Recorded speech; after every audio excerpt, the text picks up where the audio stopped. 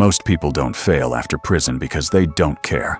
They fail because no one explains what the first 30 days are actually supposed to look like.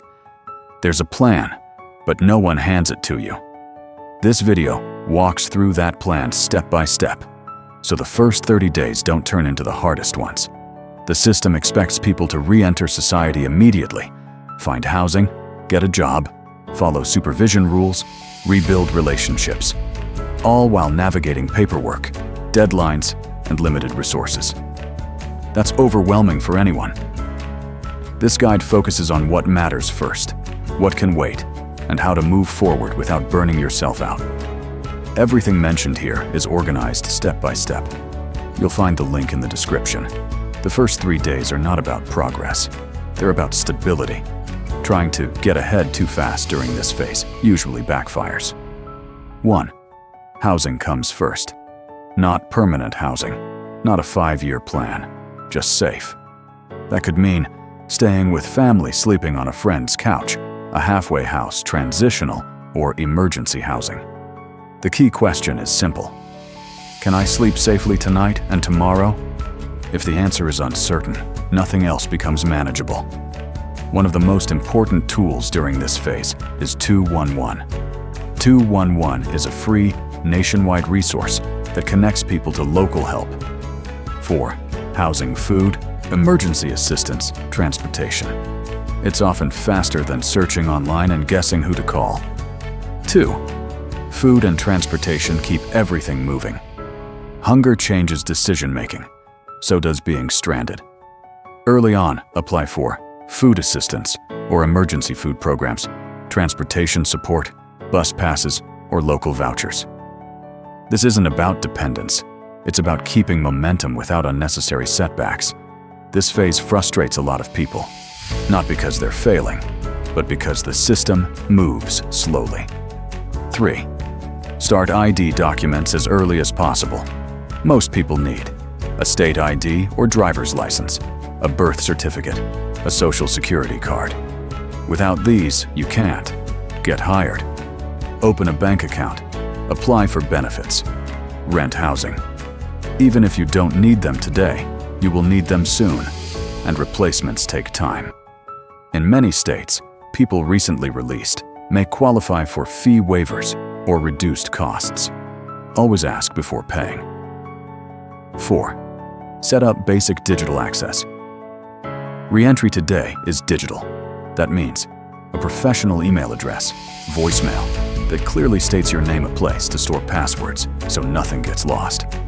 Job applications, housing portals, benefits systems, and supervision communication all rely on digital access. We've organized these steps so you don't have to figure them out alone. The link is in the description. This phase is about protecting progress. 5. Open a bank account early.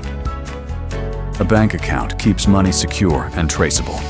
Some people qualify for second chance bank accounts, credit unions that don't use check systems.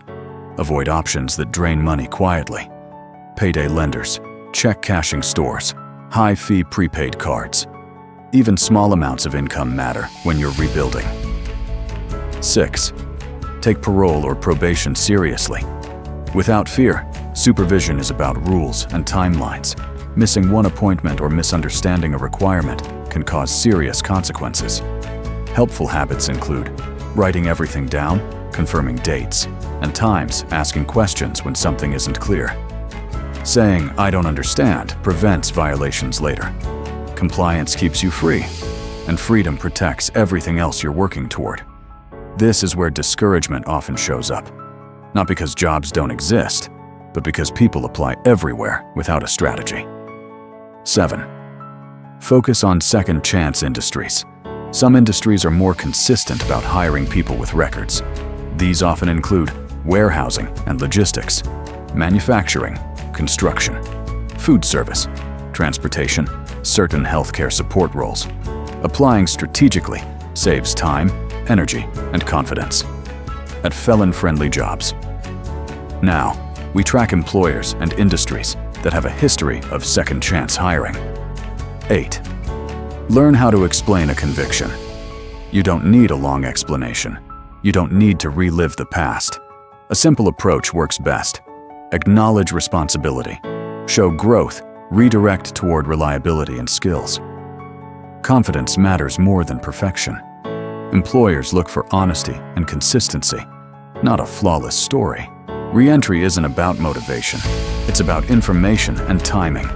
Most people don't fail because they don't want better. They fail because resources are scattered, systems are hard to navigate, and shame keeps people from asking for help. Rebuilding isn't weakness, it's work. We've organized housing help, document guidance, job pathways, and re-entry steps in one place. You'll find a first 30 days guide, housing and ID resources, second chance job pathways, employer information, expungement, education, banking, and financial basics. The link is in the description. If this video helped you, share it with someone coming home. The first 30 days matter more than most people realize, and no one should have to navigate them alone.